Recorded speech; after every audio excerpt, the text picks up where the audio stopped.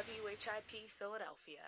Welcome back, everybody. WHIP Radio in Philadelphia. Zach Gelb and Mike Zahn here with you, rolling along until noon Eastern time, and we're talking a lot about Doug Peterson being the new head coach of the Philadelphia Eagles, and we'll have NFL picks still to come. But now joining us is the new offensive coordinator of the Temple Owls, and that is Glenn Thomas, who was promoted from the quarterback's coach to the offensive coordinator, and Marcus Satterfield left to go to Tennessee Tech. Coach Thomas, how are you? Thanks for a few minutes, and congratulations.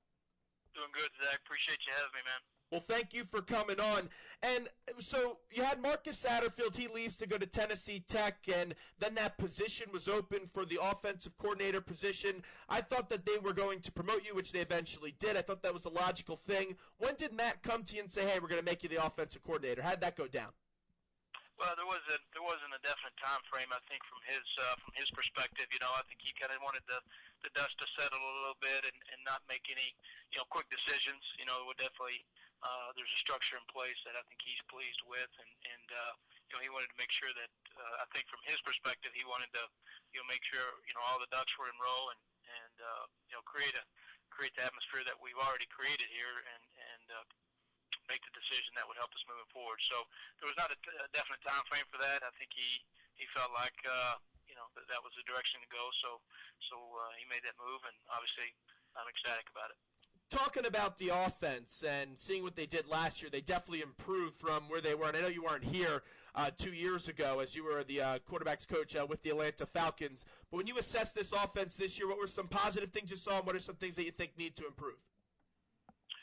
Well, that, like you said, I didn't have any perspective from the previous year. I've heard a lot about PJ and his performance, and coming off of an outstanding freshman year, so that was the buzz that around me.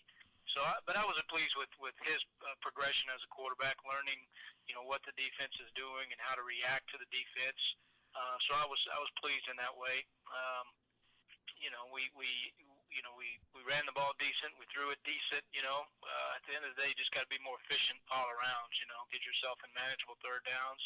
And convert in the red zone. Those were a couple of things that probably hurt us towards the end of the year. That ultimately, didn't resulted in a poor outcome. And PJ said that after the bowl game when he was taking a look and evaluating the Houston game and then also the bowl game up against Toledo, he said the red zone really was the difference. And I agree with that just because you saw in that Houston and Toledo game when the offense, they were able to move the ball in chunks on their side of the field. But once they got into the opponent's side of the field, the product didn't really work out that well. When you take a look in those final two games, how does this team, in your opinion, produce better in the red zone so you walk away with 7 and not field goal attempts? Well, at the end of the day, you got to run the ball. I mean, you got to be able to run the ball and be efficient running the ball. It doesn't matter if you're talking high school, college, or NFL. I mean, it comes down to running the ball, and if you're able to get yourself in a position, to work a manageable third down, then obviously you got to convert it. But I think it comes down to running the ball and creating a mentality down there that you're going to do what you need to do and want to do. We're talking to a newly promoted offensive coordinator in Glenn Thompson. First off, congratulations on that honor, but under Coach Rule, like Coach Satterfield had, do you think you'll be calling the plays like Satterfield did, or do you not know yet? We haven't got into the details of it, but I would anticipate that would be the situation. But that's very fluid, and really at the end of the day, all coaches on the offensive staff will have input as far as what's being ran. Now, you've also already had this title of offensive coordinator at Midwestern State, where you turned them into an offensive powerhouse. What was that experience like? Well, it was phenomenal, to be honest with you. I was very fortunate to get that title, coming off being the graduate assistant, which I was kind of thrown into the fire a little bit in hindsight, but it was a great learning experience, kind of learning on the job, and had some great players around me. Bill Maskell was a mentor of mine that really put a lot of trust in me to get it done, and fortunate enough we were able to have some success. I saw that you guys had a slogan come out the other day of unfinished business, and I think it's very fitting for this team because they got that taste of what it's like to go to a bowl game.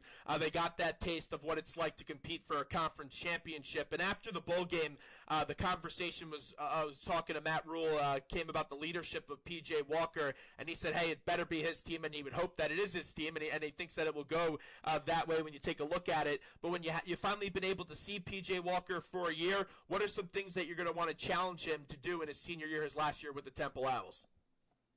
Well, it's just continue to get better, and I think that's the challenge throughout not only him offensively, and it's within the team. I mean, we got to continue to be better, and really at the end of the day, nothing that we did this year has any bearing on what's going to happen next year. And I think they got to take that to heart, and it starts really ultimately this week as far as the weight room and resetting the mentality moving forward, to next year's season.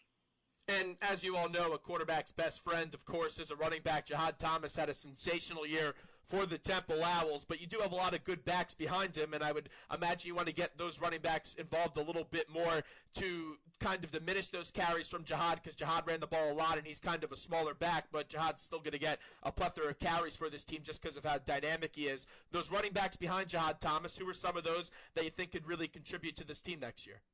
Well, I'll tell you, all three of them ultimately have, Ruckwell, he ended up having a little foot injury, turf toe type thing that slowed him more towards the middle of the season. And then Jagger, he's a big back. They obviously had some success. The big SMU run comes to mind. And then David Hood, a little quick back that's pretty elusive. And all three of those guys have their own little unique skill set. So I anticipate all those guys being major contributors for us. You know this better than anyone, really. Football's won in the battle of the trenches, and the offensive line loses two big pieces in a Kyle Friend and an Eric Lofton. How do you think that they'll replace Kyle Friend and Eric Lofton with your offensive line? Well, that'll be definitely a notice of concern in the spring. But I think we did a great job in this last fall as far as creating some depth, and really making a conscious effort to get those young guys some work, knowing that this would ultimately be the situation we would be in. So we've got two or three young guys that'll be able to be in the mix and look to be major contributors for us. And then you never know. I mean, Kyle came in here as a true freshman, 4 years ago, and started ever since. So maybe one of these guys that we're having in this weekend will be one of those guys too. So we'll definitely be open to that if that is how it shakes out. As we mentioned previously, you have some NFL coaching expertise as you were on that Atlanta Falcons sideline. Some of the best numbers that they've put up in franchise history while you were there, and obviously the development of Matt Ryan in large part was to you. How can that translate to the collegiate level? Well, I think it's the mentality of always being better. I mean, even at that level, and as good as Matt was, he was always looking to be better. Every off season we would pick two or three things, like what was really a glaring negative in the season, and how can we make that better? It wasn't necessarily taking 10 or 12, little bitty negatives. It was taking two big negatives and really emphasizing and getting better with those. So I think even with the younger guys, they can look at that and say, hey, this guy's playing at the highest level and he's an elite quarterback in this world, but ultimately he's trying to get better every offseason. So I think that mentality is a necessity for us moving forward.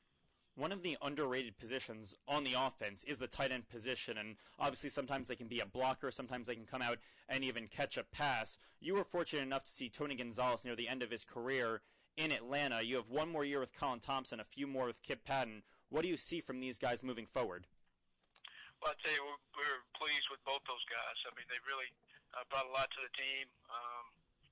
Obviously Colin being an older guy and a leader on the team, he brings his lunch bell to work, so to speak, and goes to work. He had a nagging injury throughout the year and fought through it and did whatever we asked him to do. At the end of the day, he didn't catch many balls, but he fought and he competed and he practiced and was really a great example for our young guys. And then Kip, kind of coming in and creating his place on the team and was an impact player. Obviously had some touchdowns and some catches, and he's athletic and excited about what he can do for us, in the future. We're spending a few minutes with Glenn Thomas, who joins us right now, the new offensive coordinator for your Temple Owls, as he was promoted from the quarterback's coach position. And you mentioned Kip Patton, just like Mike did as well. And that just has to be such a valuable piece to have on this team, because we've seen him get a few jet sweeps at times that have worked for touchdowns, Coach. Yeah, I know it.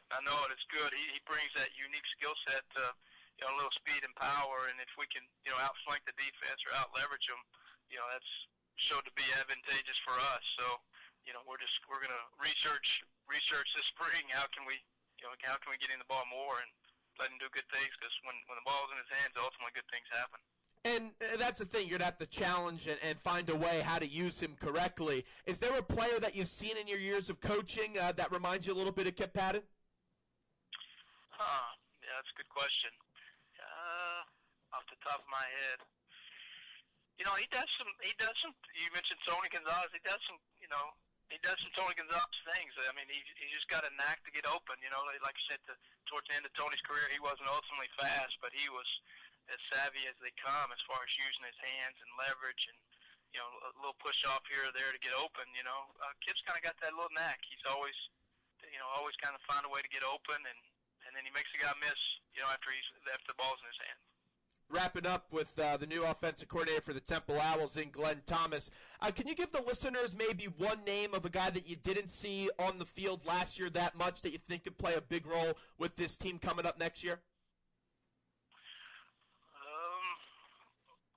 I tell you, an interesting guy for me, it's just because I worked with the quarterback specifically, is Logan Marchie, a young quarterback that came in with some promise and some expectations, and he ended up going into the redshirt mode and did a great job for the defense on the scout team. So I'll be excited to see what Logan does, as far as his next step and his development as a quarterback.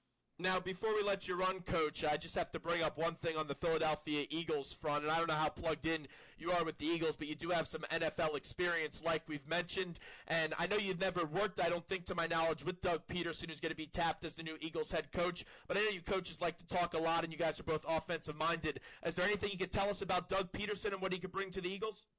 No, I really don't. I really don't have any insight in that way. I apologize. The big news kind of from my end was one of my mentors, Doug Cutter, just is down in Tampa. So that was kind of the big news on the radar in my coaching tree.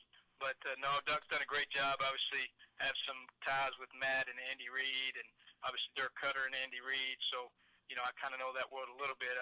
He's been a success, obviously, everywhere they've been, they've done a great job with that quarterback there at Kansas City. So, that would be, optimistic, moving forward, I would think, here in Philadelphia. Well, you got it, Coach. We appreciate a few minutes today. Congratulations once again, and we expect a lot of touchdowns in the red zone this year. Sounds good, right? No pressure, right? No pressure. Sounds good. We'll do our best.